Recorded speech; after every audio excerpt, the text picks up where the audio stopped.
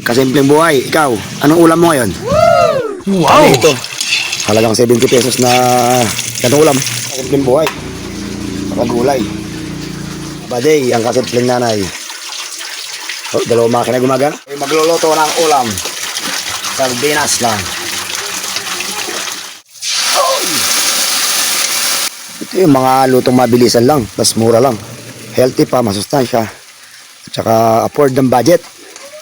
Ilang ating ngayon tayo nagkakarni palagi. Ang ulam, sardinas with gulay. Wow! Alright.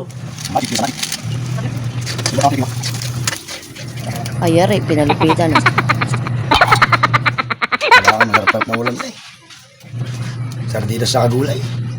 Ano pa? Nagay, ating. Nagdas ang ulam. Today is Happy Laba Sunday. O, tara na, Jem. Uy, kumukulo na.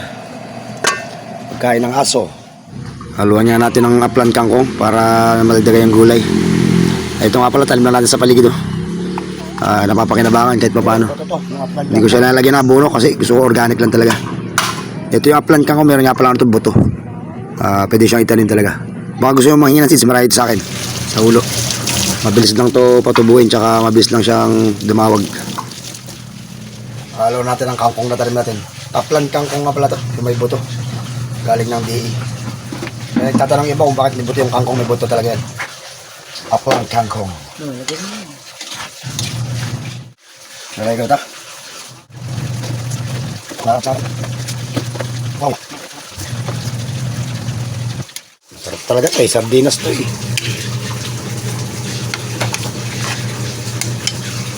Tapos halagyan natin ang kangkong.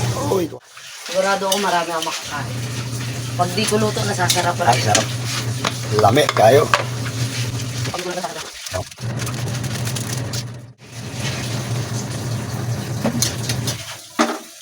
Quality, masarap-sarap.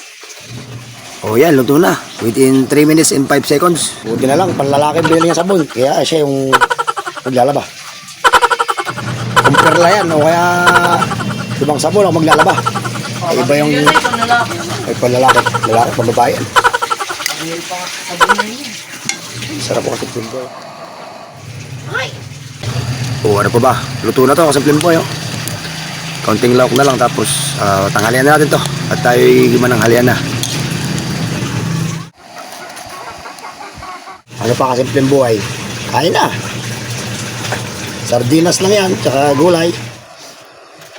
Usually mga alaga natin aso, tsaka pusa, pinagdasahin pa natin.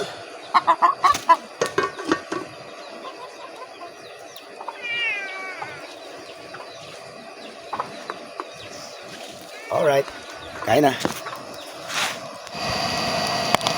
Ay, yan yan, anong kalamansi yan? Kain na. Luto na. Alright, perfect. Kasimpleng buhay. Ingat. Nakalaban na kasimpleng buhay. Oh. Alright, ganda pa naman ang panahon ngayon. Ingat.